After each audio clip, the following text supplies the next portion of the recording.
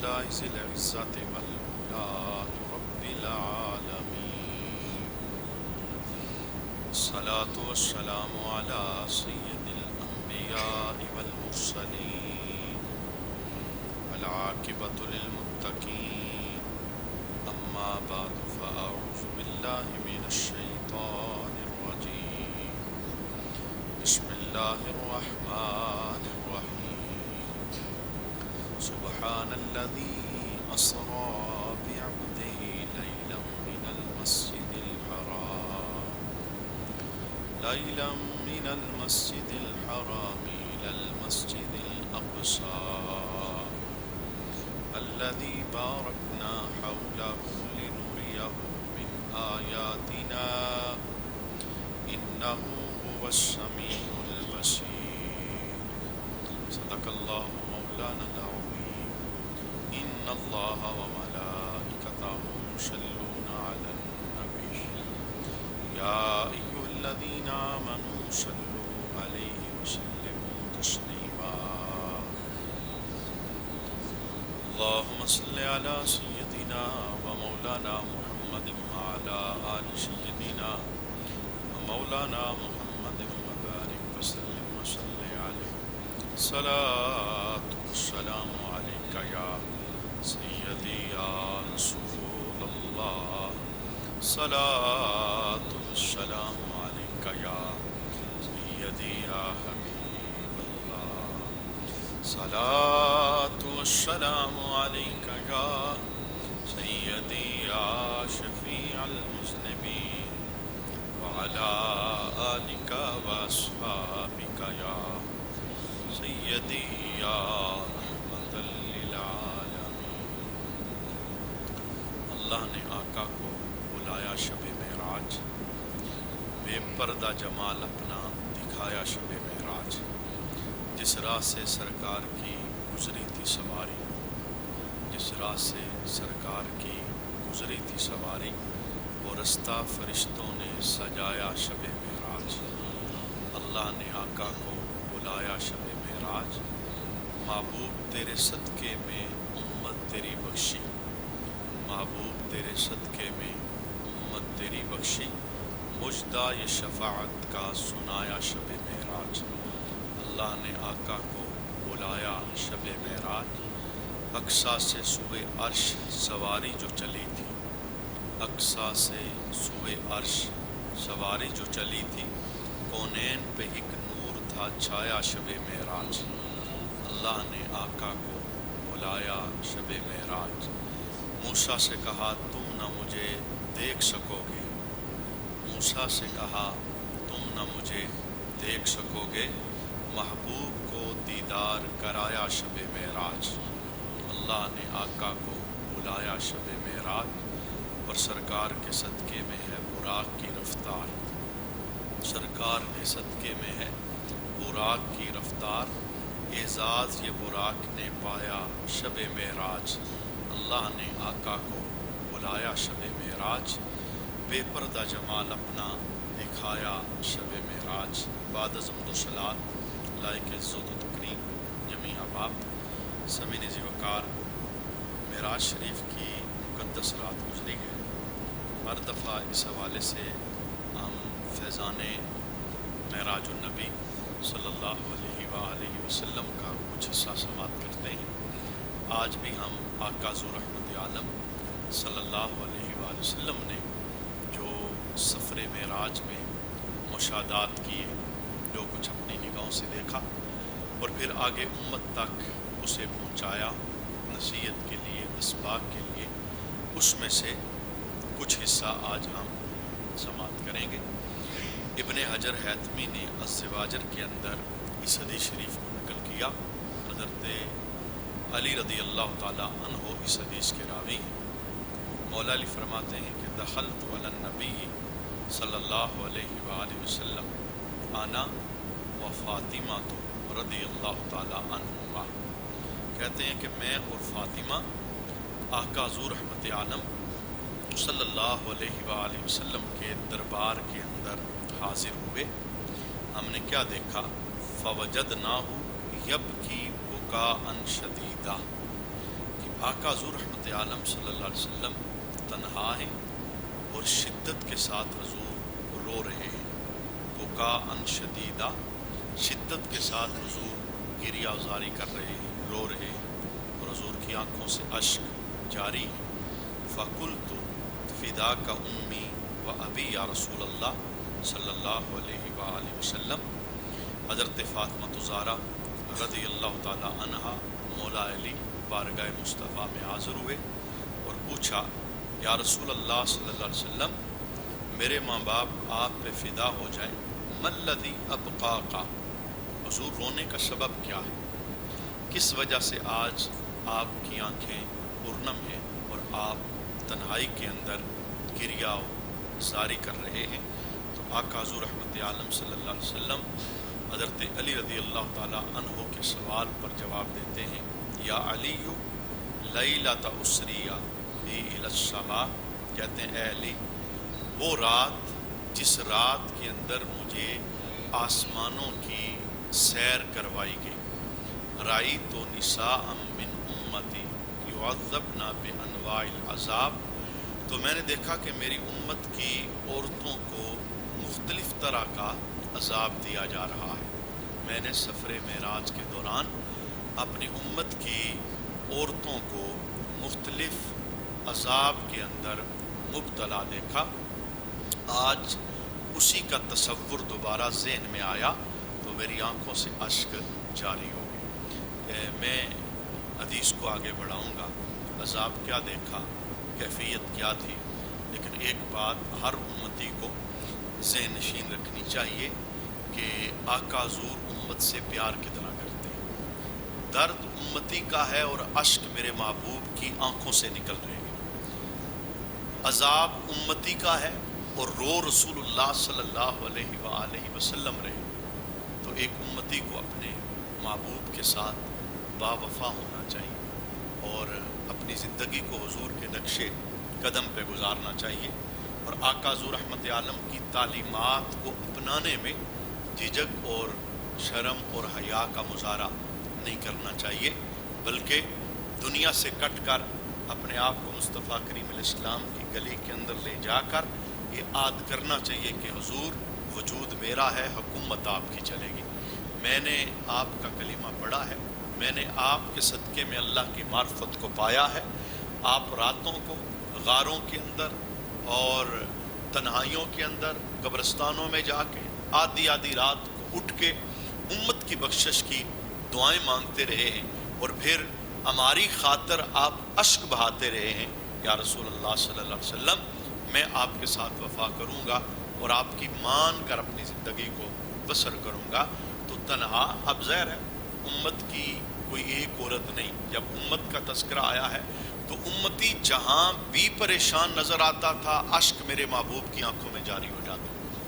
یہی وجہ ہے حضرت بلال رضی اللہ تعالی عنہ کہتے ہیں کہ جب بھی قرآن پاک کی عذاب والی آیات اترتی، پورے کا پورا قرآن مختلف آیات کے ساتھ بھرا ہوا ہے، کچھ آیات ایسی ہیں جن میں عذاب الہی کا تذکرہ ہے، جن کے اندر دوزخ کا تذکرہ ہے، جن کے اندر مختلف کاموں کی سزا کو بیان کیا گیا ہے۔ تو جب عذاب والی، شدت والی، اللہ کی پکڑ والی کوئی آیت تو میرے محبوب کے سینے پہ گزرتی، حضرت بلال کہتے ہیں کہ حضور پوری رات روتے رہتے، یعنی وہ سینے پہ جو نور اترا ہے، عذاب کی جو آیت اتری ہے کہ فلاں کی یہ سزا ہے، فلاں کی یہ سزا ہے، دوزخ میں ہم نے یہ تیار کر کے رکھا ہے، اللہ کی گرفت بڑی مضبوط ہے، تو آقا حضور تصور امت کے اندر پوری رات اشک باری کے اندر گزار دیتے۔ تو حضرت علی رضی اللہ تعالیٰ عنہ کہتے ہیں کہ جب ہم نے عرض کیا رسول اللہ رونے کی وجہ کیا ہے، تو محبوب نے فرمایا کہ معراج کی رات جو کچھ میں نے اپنی نگاہوں سے دیکھا تھا، ان میں سے میں نے اپنی امت کی خواتین جو ہیں، مسلمان عورتیں ہیں، انہیں میں نے کچھ عذاب کے اندر مبتلا دیکھا۔ آج وہ تنہا بیٹھا تھا، تصور ذہن میں آیا تو میری آنکھوں کے اندر اشک جاری ہو گئے۔ ہم اس بزم کا حصہ ہیں، ہم میں سے ہر ایک ایسا ہے جس کا تعلق عورت کے ساتھ ہے۔ وہ عورت ہماری ماں ہو سکتی ہے، بیٹی ہو سکتی ہے، بہن ہو سکتی ہے، بیوی ہو سکتی ہے۔ ہم دنیا کے اندر آئے تو رشتے کی لڑیوں کے اندر اللہ کریم نے ہمیں پرویا ہوا ہے۔ کچھ ہماری ذمہ داریاں ہیں جنہیں ہم نے احساس کے اندر اتارنا ہے، جیسے مذہب ہمارے لیے ضروری ہے، مذہب ماؤں اور بہنوں کے لیے بھی ضروری ہے۔ جیسے ہم دین کی راہوں پر چلیں تو یہ لازم اور ضروری ہے، مائیں بہنیں بھی دین کی راہوں پہ چلیں، یہ بھی ان کے لیے لازم اور ضروری ہے۔ اور بہت ساری چیزیں ہیں جو عورتوں کی دہلیز تک ہم نے پہنچانی ہوتی ہیں، ہم نے انہیں سکھانا ہوتا ہے۔ یہ ہماری ذمہ داریوں میں سے ایک ذمہ داری سمجھ لیں جو مذہب نے ہماری لگائی ہے۔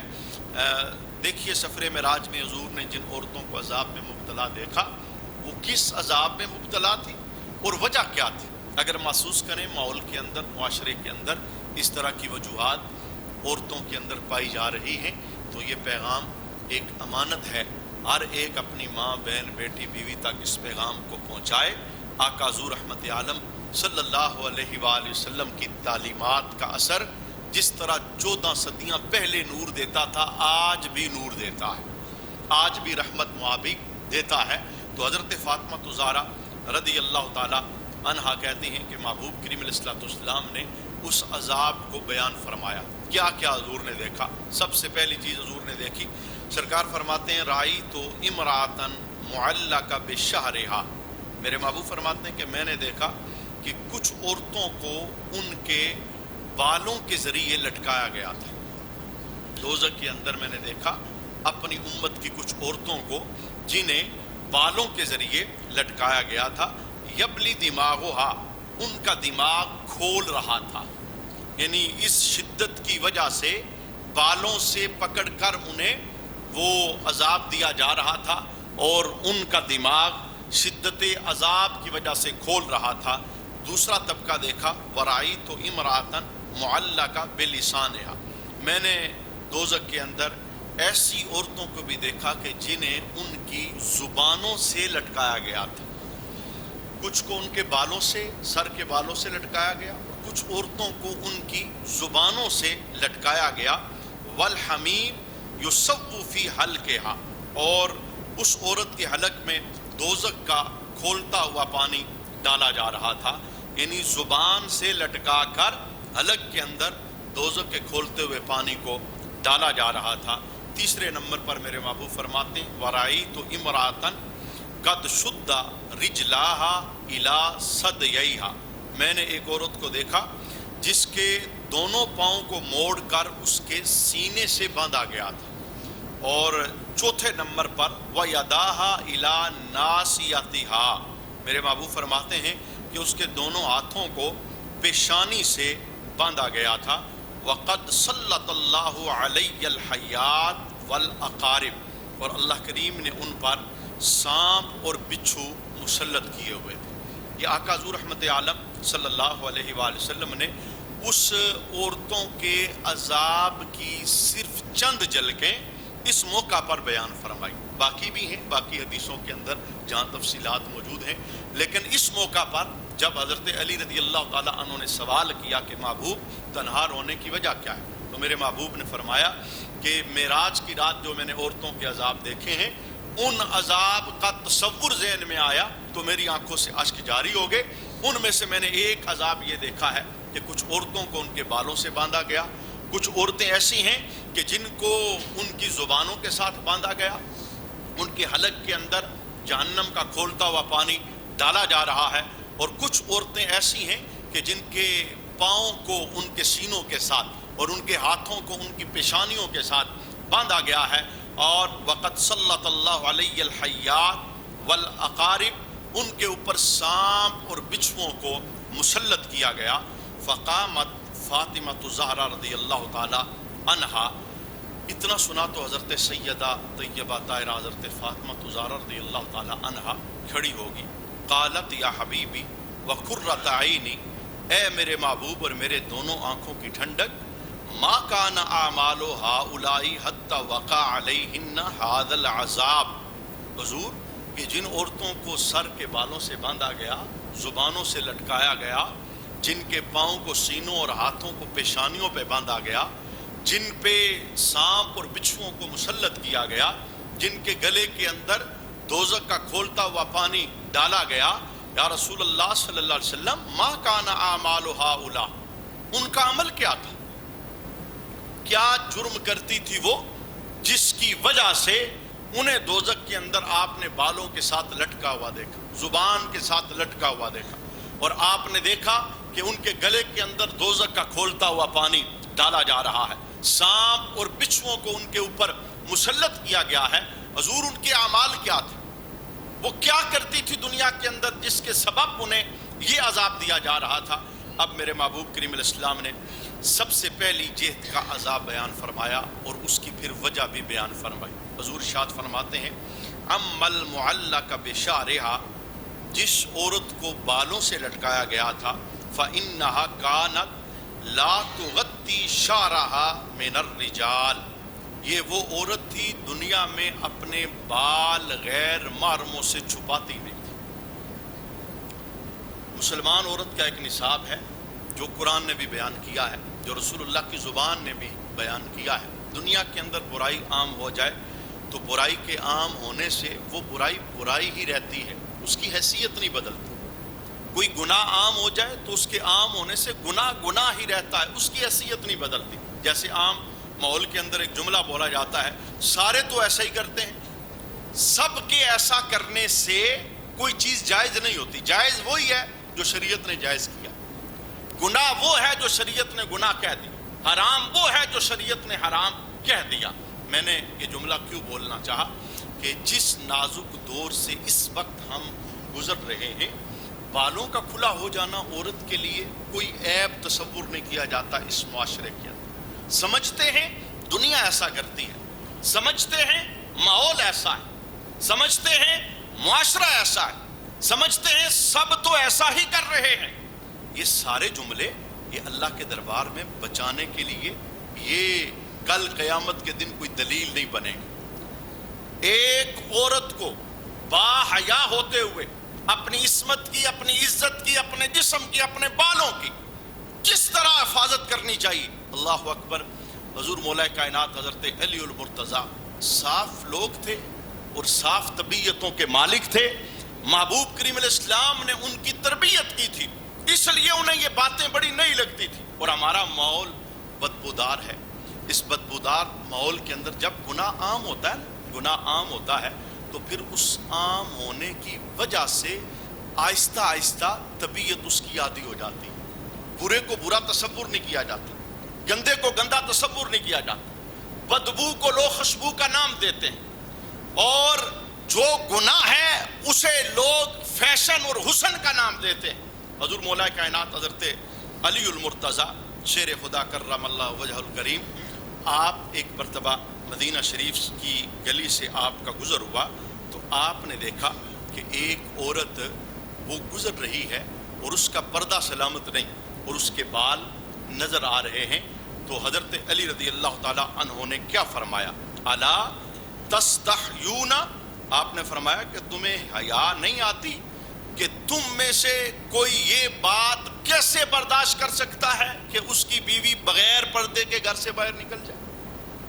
یعنی مردوں کو حضرت علی نے جھنجھوڑا، کہا تمہیں حیا نہیں آتی، حلا تستحیون، کیا تم غیرت مند نہیں، کیا تم حیا والے نہیں کہ تمہاری عورت تمہارے ہوتے ہوئے بغیر پردے کے گھر سے باہر جا رہی ہے؟ یہ نصاب عورت کا نہیں ہے کہ میں نے گھر سے کیسے باہر نکلنا ہے، یہ مہار اس کے ہاتھ میں نہیں ہے، یہ مرد کے ہاتھ میں۔ مرد کو چاہیے یہ پابندی کروائے، یہ شریعت نے اسے حکم دیا۔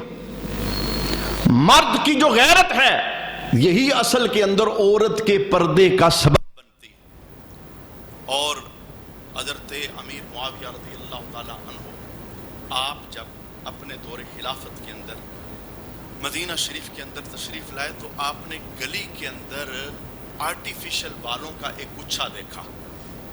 اس دور کے اندر نئی نئی چیز ایجاد ہوئی تھی، عورتیں مصنوعی بال استعمال کرتی، تو آپ نے اس گچھے کو دیکھا تو آپ نے اس گچھے کو پکڑا اور منبر پہ آ گئے، فرمانے لگے آئین علماء المدینہ، مدینے کے علماء کہاں چلے گئے؟ کیا تم نہیں بتاتے اپنی عوام کو کہ بنی اسرائیل عذاب میں کب مبتلا ہوئے تھے؟ بنی اسرائیل پر رب کا عذاب تب شروع ہوا تھا جب ان کی عورتوں نے اپنے بالوں کو ننگا کرنا شروع کیا، جب انہوں نے مصنوعی بال لگائے، جب انہوں نے فیشن کی حدوں کو کراس کر کے دوپٹے اتارے، پھر رب نے آسمان سے ان پہ عذاب نازل کیا۔ تو یہ قانون خداوندی ہے۔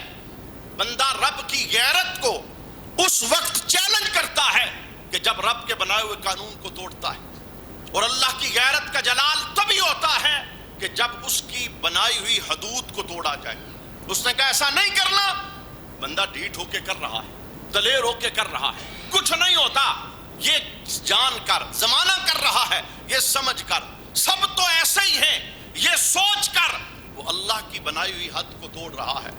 تو حضرت علی رضی اللہ تعالی عنہ نے کہا الا تستحیون، کیا تمہیں حیا نہیں آتی کہ کسی کی بہن، بیٹی، بیوی وہ بغیر پردے کے گھر سے باہر نکل رہی ہے؟ یہ نصاب شریعت یہ ہر مسلمان کے لیے برابر ہے، یہ کسی امام، خطیب، پیر کا دین نہیں ہے، دین ہر کلمہ پڑھنے والے کا، اور اس پر پیرا ہر کلمہ پڑھنے والے۔ اور میں کہتا ہوں اللہ اکبر، اللہ اکبر، مسلمان ماں، بہن، بیٹی کو اس بات پہ توجہ کرنی چاہیے۔ تو اللہ کے دربار میں کتنی مقبول ہے، تو اللہ کے دربار میں کتنی مقبول ہے کہ جب تیری روح جسم سے نکلتی ہے اور تیری پیشگی قبر میں رب کے دربار میں ہوتی ہے، مرد 3 کپڑوں میں آئے گا، تو 5 کپڑوں میں،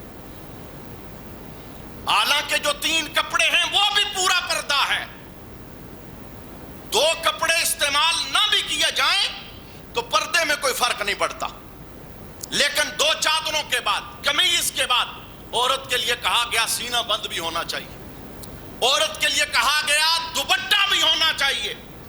یعنی یہ چیز کتنی ضروری ہے۔ جو عورت دنیا کے اندر کہتی ہے برقعے سے میرا دم گھٹتا ہے، دوپٹے سے میرا دم گھٹتا ہے، تو قبر کے اندھیرے میں دم گھٹے گا تو کیا کرے گی؟ وہاں سانپ بچھو مسلط ہو گئے تو کیا کرے گی؟ وہاں بالوں سے لٹکا دیا گیا تو کیا کرے گی؟ ایک عورت کو باحیا ہونا چاہیے، لیکن اسے باحیا بنانے میں سب سے بڑا کردار مرد کا ہوتا ہے۔ ہر معاملے میں رعایت ہو سکتی ہے، لیکن ایک مسلمان مرد پردے کے معاملے کے اندر کوئی رعایت نہ دے، اس لیے کہ جب اس دروازے سے رعایت دے گا بہت سارے غلط دروازے کھلے۔ یہ پیش خیمہ ہے غلط دروازوں کے کھلنے کا، کیونکہ شریعت نے جتنی قیدیں لگائی ہیں اس میں بڑی حکمتیں ہیں، اور آقا حضور رحمت عالم صلی اللہ علیہ وآلہ وسلم کی حدیث شریف ہے، میرے محبوب نے ارشاد فرمایا المتبرجات وہن المنافقات، فرمایا وہ عورتیں جو اپنے پردے کا خیال نہیں رکھتی، جو اپنے پردے کا خیال نہیں رکھتی، میرے محبوب نے فرمایا وہ منافق عورتیں۔ چونکہ ظاہر باطن ایک ہونا چاہیے نا، جب زبان سے رب کو مانا ہے تو پھر دل سے بھی ماننا چاہیے۔ زبان سے کہا مولا تو میرا رب ہے، تو مانا یہ تھا جیسے تو کہے گا میں ویسے کروں گا۔ زبان سے تو کہا تو رب ہے، پر رب کی مانی نہیں۔ یہ یاد رکھیے گا، دور حاضر کے نالائق جنہیں کہتے ہیں مذہب کی میم نہیں آتی، جو یہ جملے بولتے ہیں چینلوں پہ بیٹھ کے کہتے ہیں ابے پردہ تو خالی دل کا ہوتا ہے۔ مجھے بتاؤ تمہارے دل پاک ہیں یا صحابہ کے دل پاک ہیں؟ تمہاری نظروں میں حیا زیادہ ہے یا ان کی نظریں زیادہ باحیا تھی جو آمینہ کے لال کے سامنے بیٹھ کے کلمہ پڑھنے والے تھے، جنہیں جنتی قرآن پاک نے بنایا، ان کی جنت کی سند نازل فرمائی۔ میرے محبوب کریم علیہ السلام نے ارشاد فرمایا کہ جو عورتیں پردہ نہیں کرتی وہ منافق ہیں، اور پھر فرمایا لا يدخل الجنۃ منہم الا مثل الغراب العاصم، فرمایا بے پردہ بہت کم عورتیں ہیں جو جنت جا سکیں گے۔ یعنی بے پردگی جنت جانے کے رستے میں رکاوٹ ہے۔ ایک عورت نماز روزہ تو کرتی ہے، آج کا اہتمام بھی اس نے کر لیا، زکوٰۃ بھی ادا کر دیتی ہے، توبہ استغفار بھی کرتی ہے، ڈرتی بھی ہے، لیکن پردے کا خیال نہیں رکھتی۔ غیر محرموں کے سامنے آنا جانا، گھر سے باہر نکلنا، دوپٹے پردے کا خیال نہیں رکھتی، کہتی کیا ہوتا ہے، زمانہ ایسا کر رہا ہے۔ تو میرے محبوب کریم علیہ السلام نے فرمایا ایسی عورتیں منافق ہیں، بہت کم ایسا ہے کہ یہ جنت جائیں، یعنی یہ بے پردگی جنت میں داخلے میں رکاوٹ ہو جائے گی۔ بلکہ ایک اور حدیث کے اندر آقا حضور رحمت عالم صلی اللہ علیہ وآلہ وسلم نے اسی سفر معراج کا حال بیان کرتے ہوئے ایک جملہ بولا، کہتے ہیں مررت بجب منتن الریح، حضور فرماتے ہیں کہ میرا گزر ایک گڑھے کے پاس سے ہوا، دوزخ کے گڑھے کے پاس سے میرا گزر ہوا، بدبو آ رہی تھی، شدید سمیل آ رہی تھی۔ آقا حضور رحمت عالم صلی اللہ علیہ وسلم نے فرمایا سمیعت فیہ اصواتا شدیدہ، میں نے بڑی شدت کی آہو پکار کی آوازیں سنی اس گڑھے میں سے، شدید بو آ رہی تھی، آہو پکار اور شدت کی آوازیں وہ اس گڑھے سے آ رہی تھی۔ آقا حضور رحمت عالم صلی اللہ علیہ وسلم سے پوچھا گیا قلت من ہؤلاء، حضور فرماتے ہیں میں نے پوچھا جبریل سے یہ کون ہے؟ فرمایا نساء کن یتزینا للزینہ، فرمایا یہ آپ کی امت کی وہ عورتیں ہیں جو حلال زینت چھوڑ کے حرام زینت اختیار کرتی، حلال زینت چھوڑ کے حرام زینت اختیار کرنے والی امت کی عورتیں۔ حلال زینت کیا ہے؟ بنا سمرا جائے خالی شور کی خاطر، بنا سمرا جائے گھر کی چار دیواری کے اندر، لیکن دور حاضر میں شیطان نے یہ بتا دیا کہ بناؤ سنگار شور کے لیے تو نہیں ہے، وہاں تو رہنا ہی میلا کچالا ہے، بناؤ سنگار ہے ہی سارا بازار کی خاطر، بناؤ سنگار ہے ہی سارا باہر کی خاطر، اور باہر بھی بناؤ سنگار کر کے جائیں گے نظر نہ آئے تو فائدہ کیا؟ کوئی زیور پہنا ہے تو دوپٹہ اترے گا تو نظر آئے گا، کچھ چہرے پہ لگایا ہے اب برقع نہیں ہوگا تو نظر آئے گا، کوئی بال بنائے ہیں تو جب تک دوپٹہ اترے گا نہیں تو پتہ کیسے چلے گا کہ بال بنے؟ تو میرے محبوب نے فرمایا بدبودار گڑھا، آہو پکار کی آوازیں آ رہی تھی، تو میں نے پوچھا جبریل یہ کون ہے؟ فرمایا حضور آپ کی امت کی وہ عورتیں حلال زینت چھوڑ کے حرام زینت اختیار کرتی۔ اللہ کریم حیا کا نور نصیب فرمائے۔ جنت بڑی رحمت معاب چیز ہے۔ تو میرے محبوب نے فرمایا کچھ عورتیں ایسی ہیں، جنت تو جنت ہے، 500 سال کی مسافت سے جنت کی خوشبوئیں آنا شروع ہو جائیں گی۔ جنت کی طرف لوگ بڑھیں گے نا، ابھی 500 سال مسافت پہ ہوں گے۔ یہ کتنا سفر بنتا ہے زمین سے لے کے آسمان تک، یہ جو سفر ہے نا 500 سال کی مسافت، فرمایا اتنے دور لوگ ہوں گے تو جنت کی خوشبوئیں آنا شروع ہو جائیں گی۔ لیکن کچھ عورتوں کے متعلق حضور نے فرمایا جنت تو دور کی بات ہے، وہ جنت کی خوشبو بھی نہیں سونگھ سکے۔ وہ کون ہے؟ آقا حضور نے فرمایا وَنِسَاءٌ کاسیات عاریات، وہ عورتیں جو کپڑے پہننے کے باوجود بھی ننگی ہیں۔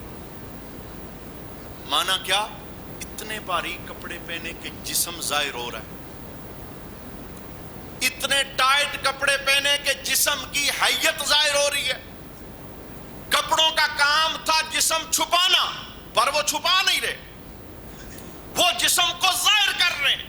فرمایا ایسی عورتیں باریک کپڑے پہننے والی، دوپٹہ ہو قمیض ہو کوئی بھی کپڑا جس سے جسم کا کوئی اعضاء ظاہر ہو رہا ہے۔ آقا حضور رحمت عالم صلی اللہ علیہ وسلم فرماتے ہیں دوسری بات ممیلات مائلات، وہ مائل ہونے والی اور دوسروں کو اپنی طرف مائل کرنے والی۔ فرمایا وہ عورتیں، جنت تو جنت ہے، 500 سال دور جنت کی خوشبوئیں آنا شروع ہو جائیں گی، لیکن ایسی عورت جنت کی خوشبو بھی نہیں پا سکے گی۔ یہ جملے اور بھی بہت سارے بیان ہو سکتے ہیں، لیکن میں یہی کہنا چاہتا ہوں کہ سارا تربیت کا اثر گھر کے مرد کا ہے۔ ہر معاملے میں رعایت دیں، نرمی کریں، پیار محبت کریں، لیکن پردے میں کوئی نرمی نہیں، کوئی پیار محبت نہیں، کوئی رعایت نہیں۔ یہ مرد کے ہاتھ میں اللہ نے دیا۔ وہ ایک بڑا مردوں کو جگانے والا شعر کہا تھا اکبر آل آبادی نے کہ بے پردہ کل جو آئی نظر چند بیویاں. شاعر یہ تصوراتی لوگ ہوتے ہیں، کچھ دیکھتے ہیں تو اسے عکس میں لے لیتے ہیں اور قلم سے لکھ دیتے ہیں. کہتے ہیں بے پردہ کل جو نظر آئیں چند بیویاں، اکبر وہیں پہ غیرت قومی میں گڑ گیا. غیرت قومی میں مسلمان ہوں، مسلمان کی بہن بیٹی تو بے پردہ نہیں ہونا چاہیے. کہا میں نے بے پردہ چند بیویوں کو دیکھا تو کیا ہوا؟ اکبر وہیں پہ غیرت قومی میں گڑ گیا. اور اگلا شعر مردوں کو جگانے کے لیے، پوچھا جو ان سے آپ کے پردہ کا کیا ہوا. اے عورتوں، کپڑے کیوں تمہارے مختصر ہو گئے، دوپٹے کیوں اتر گئے، تم برقعے میں نہیں ہو؟ اکبر الہ آبادی کہتے ہیں پوچھا جو ان سے آپ کے پردہ کا کیا ہوا، کہنے لگی کہ عقل پہ مردوں کی پڑ گیا. ہماری چادر ہمارے سر سے اتر کے ہمارے مردوں کی عقل پہ پڑ گئی. اگر ان کی عقل پہ ہماری چادر نہ پڑتی ہمارے سر پہ ہوتی. گویا مردوں کو ایک جگانے کے لیے پیغام تھا اس شاعر کا کہ مرد جب با حیا ہوتا ہے تو اس کے گھر کا ماحول بھی با حیا ہوتا ہے. یہ جملہ بہت غلط ہے. ہم زمانے کے پیچھے چلنے کے لیے نہیں آئے، رب کی عزت کی قسم، زمانہ ہم اپنے پیچھے چلانے کے لیے آئے. ہم یتیم نہیں، ہمارے قائد امام الانبیاء ہیں، نبیوں کے امام ہیں. ہم نے زمانہ اپنے پیچھے چلانا ہے، ہم نے زمانے کے پیچھے نہیں چلنا. اور یاد رکھیے گا ہماری ترقی آگے نہیں، ہماری ترقی آگے نہیں، ہماری ساری ترقی پیچھے ہے. جس نے اونچا ہونا ہے وہ آگے نہ دیکھے کہ آگے کیا ہو رہا ہے، جس نے اونچا ہونا ہے وہ پیچھے مدینے کی طرف دیکھے. وہ عزت مند ہے، وہ ترقی والا ہے. چونکہ میں نے صرف ایک ہی نو بیان فرمائی، جو عورتیں بالوں سے لٹکی تھی، وجہ حضور نے بیان فرمائی اس لیے کہ بال غیر مردوں سے چھپاتی نہیں تھی.